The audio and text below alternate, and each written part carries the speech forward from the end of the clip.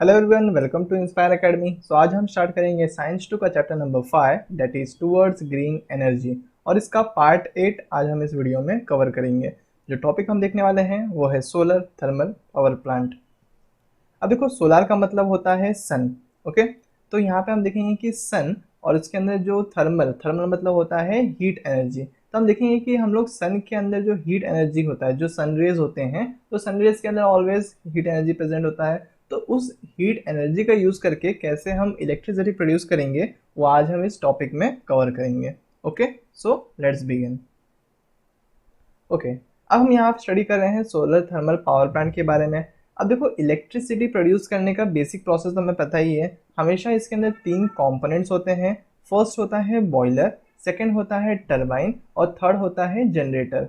ठीक है, ये तीनों कंपोनेंट्स क्या होते हैं, एक दूसरे से कनेक्टेड होते हैं। जब बॉयलर में हम वाटर को बॉयल करते हैं तो उससे वेपर की वजह से जो टरबाइन है वो रोटेट करता है और उससे फाइनली हम लोग को जनरेटर के थ्रू इलेक्ट्रिसिटी मिलता है।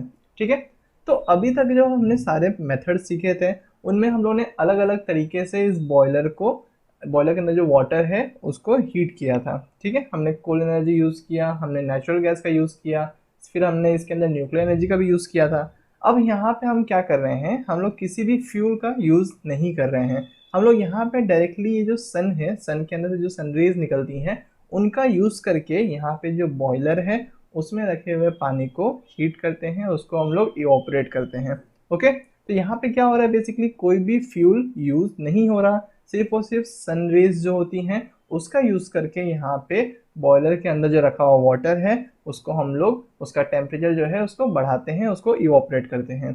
ठीक है, तो यहाँ पे क्या होगा, बॉयलर के अंदर से जो स्टीम निकलेगा वो टरबाइन को रोटेट करेगा और टरबाइन जो है वो हमारे जनरेटर से कनेक्टेड है, इसलिए ऑटोमेटिकली यहाँ पे जनरेटर के थ्रू इलेक्ट्रिसिटी प्रोड्यूस होना स्टार्ट हो जाएगा। ठीक है, तो मतलब यहाँ पे ये पूरा प्रोसेस जो है वो किसकी वजह से स्टार्ट हो रहा है, किसकी वजह से काम कर रहा है, सन रेस की वजह से। ओके, इसलिए इसको कहा जाता है solar thermal power plant. Okay, अब देखो, अगर हम इसका एक्चुअल सिस्टम समझने का ट्राई करें तो हम देख सकते हैं कि यहाँ पे एक डायग्राम दिया गया है। ये जो यहाँ पे ये ब्लू और रेड कलर के लाइंस दिए गए हैं ये बेसिकली पाइप हैं जिनके थ्रू वाटर फ्लो करेगा। तो हम देख सकते हैं कि यहाँ पे जो वाटर है वो इस डायरेक्शन में फ्लो कर रहा है।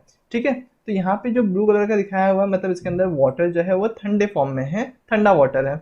ओके, अब देखो यहाँ से वाटर जो यहाँ इस तरफ जा रहा है तो यहाँ पे वाटर जो है वो तीन पाइप में डिवाइड हो जा रहा है। तो यहाँ से हम देख सकते हैं वाटर यहाँ पे आ रहा है, यहाँ पे आ रहा है, यहाँ पे आ रहा है। ओके, अब देखो यहाँ पे जब ये ब्लू कलर का वाटर था तो आगे प्रोसीड करते करते यहाँ पे ये रेड कलर का हो चुका है। तो इसका बेसिक मतलब है कि जो पहले ठंडा पानी था वो यहाँ से पास होते होते धीरे धीरे गर्म हो गया। क्यों? Because of sunlight.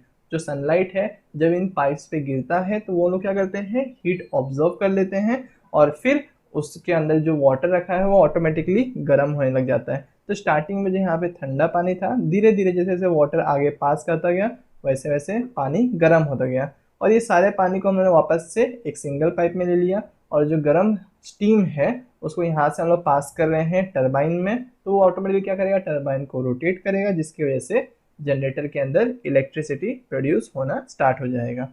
ठीक है, तो अब ये जो स्टीम निकला है इसको वापस से कूलिंग टावर में भेजा जाएगा, वाटर मिल जाएगा, तो यही सेम प्रोसेस वापस से होता रहेगा।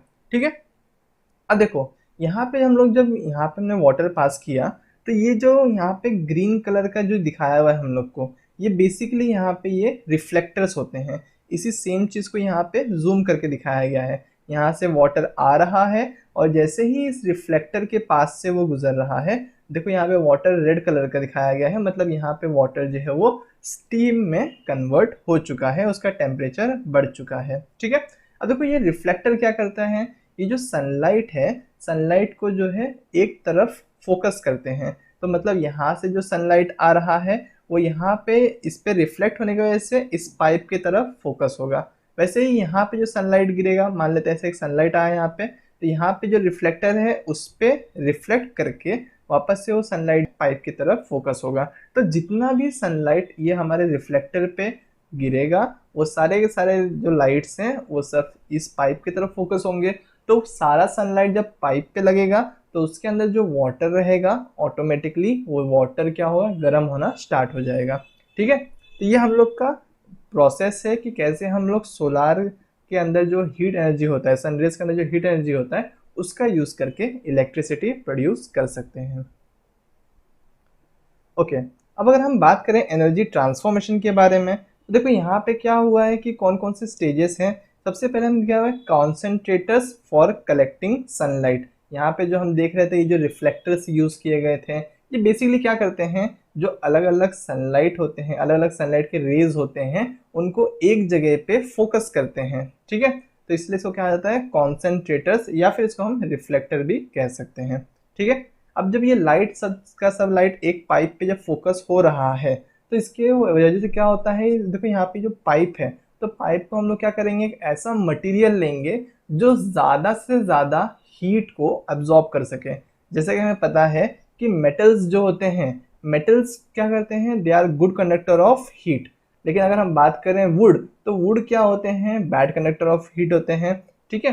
तो अगर हम बात करें कि इनमें से कौन सा बेटर एब्जॉर्बर है, तो हम कहेंगे metals are better absorber of heat. ये लोग हीट को ज़्यादा एब्जॉर्ब कर सकते हैं। तो यहाँ पे हमें ऐसा मटेरियल का पाइप लेना है जो ज़्यादा से ज़्यादा हीट एब्जॉर्ब कर सके। तो वही यहाँ लिखा है, absorber for absorbing the concentrated sunlight. जो सनलाइट है उसको पाइप क्या करता है, उसको अंदर जो हीट एनर्जी है एब्जॉर्ब करता है। फिर क्या हो रहा है उसके अंदर से, अब जो वाटर है, हम देख सकते हैं यहाँ पे ब्लू दिखाया हुआ है, मतलब यहाँ पे जो ठंडा पानी था वो जब इसके ऊपर से पास करता है रिफ्लेक्टर के थ्रू, तो धीरे धीरे वो गर्म हो जाता है, ठीक है। और वही वाटर जो है स्टीम के फॉर्म में फिर जाता है टरबाइन में। तो अब ये स्टीम क्या करेगा, उस टरबाइन को रोटेट करेगा, जो कि कनेक्टेड होता है जनरेटर से, और उससे हम लोग को मिल जाता है इलेक्ट्रिकल एनर्जी। तो यहाँ पे पूरे प्रोसेस में क्या हो रहा है, जो सनलाइट है उसका यूज करके हम लोग इलेक्ट्रिसिटी प्रोड्यूस कर रहे हैं। और इसके अंदर जो वाटर है वो क्या हो रहा है, कंटिन्यूसली रीयूज हो रहा है। यहाँ से हमने वाटर पास किया, रिफ्लेक्टर से गर्म होके वो स्टीम बन गया, ठीक है। और जैसे ही उसको वापस से कूलिंग टावर में भेजा हमने, वापस से वो वाटर बन चुका है। तो कूलिंग टावर से निकलता है तो वो वाटर के फॉर्म में रहता है, और जैसे ही वो यहाँ से पास होता हुआ रिफ्लेक्टर के थ्रू जाते हुए यहाँ पहुँचता है, तो वो स्टीम के फॉर्म में आ जाता है। तो हम देख सकते हैं कि वाटर जो है पहले स्टीम बनता है, फिर वाटर बनता है, फिर स्टीम बनता है, फिर वाटर बनता है। मतलब ये जो वाटर है कंटिन्यूसली इसके अंदर रीयूज होता रहता है। हम लोग बेसिकली क्या कर रहे हैं, सनलाइट का यूज करके इसके अंदर इलेक्ट्रिसिटी जनरेट करते हैं। इसको तुरंत क्या करते हैं हम लोग, जो पावर ग्रिड्स होते हैं उनके थ्रू पास कर देते हैं, और जहाँ पे भी हमें इलेक्ट्रिसिटी की ज़रूरत होगी दूसरे गाँव में या फिर दूसरे शहर में, वहाँ पे इस इलेक्ट्रिसिटी को पहुँचा दिया जाएगा। अच्छा, अब देखो हम लोग यहाँ बात कर रहे हैं, यहाँ पे हम लोग कंपेयर कर रहे हैं कि वर्ल्ड लेवल पे और इंडिया में तो जो इलेक्ट्रिसिटी प्रोड्यूस होती है, तो कौन कौन से सोर्सेस से कितना इलेक्ट्रिसिटी प्रोड्यूस होती है, ठीक है। अगर हम वर्ल्ड की बात करें तो वर्ल्ड में पूरे अर्थ पे जितना भी इलेक्ट्रिसिटी बनता है, उसमें से वो लोग क्या करते हैं, कोल से कितना बनता है, 41% इलेक्ट्रिसिटी क्रिएट किया जाता है। तो पूरे वर्ल्ड में जितनी भी इलेक्ट्रिसिटी बन रही है उसका 41% इलेक्ट्रिसिटी किससे बनता है, कोल से। और वहीं अगर हम बात करें इंडिया के बारे में, तो इंडिया में हम देख सकते हैं कि 60% इलेक्ट्रिसिटी जो है वो कोल से बनाई जाती हैं, ठीक है। तो हमने इसके बहुत सारे डिसएडवांटेजेस देखे हैं, हमने देखे हैं कि इससे क्या क्या नुकसान होता है हमारे एनवायरनमेंट को और हमें भी। तो फिर गवर्नमेंट भी ट्राई कर रही है कि फ्यूचर में इंडिया का जो डिपेंडेंसी है कोल पे वो कम से कम हो सके, ठीक है। ऐसे हम लोग को यहाँ पे बाकी सारे एनर्जी सोर्सेज के बारे में बताया गया है, नेचुरल गैस के बारे में बताया, हाइड्रो इलेक्ट्रिक एनर्जी के बारे में बताया, न्यूक्लियर एनर्जी के बारे में बताया। ये सारे यहाँ पे हम लोग को अलग अलग सोर्सेज के बारे में बताया गया है कि कितना परसेंट वर्ल्ड में इलेक्ट्रिसिटी प्रोड्यूस किया जाता है और कितना परसेंट इंडिया में इलेक्ट्रिसिटी प्रोड्यूस किया जाता है। अब देखो बात करें अगर रिन्यूएबल एनर्जी के बारे में, तो देखो वर्ल्ड में रिन्यूएबल एनर्जी से सिर्फ 6% इलेक्ट्रिसिटी बनाई जाती है। और इसको अगर कंपेयर करें हम इंडिया से, तो देखो इंडिया में 15.7% इलेक्ट्रिसिटी जो है वो रिन्यूएबल सोर्सेज से बनती है यूजिंग विंड एनर्जी और सोलर एनर्जी। तो ये एक तरीके से हमारे कंट्री के लिए अच्छी बात है कि हम लोग ज़्यादा से ज़्यादा रिन्यूएबल एनर्जी में इन्वेस्ट कर रहे हैं, जिसकी वजह से फ्यूचर में हम लोग का जो कोल पे डिपेंडेंसी है या फिर जो भी फॉसिल फ्यूल पे डिपेंडेंसी है वो कम होगा, और साथ ही जो इनसे पोल्यूशन होते हैं उनसे भी हम बच सकते हैं। Okay, so that's it for today.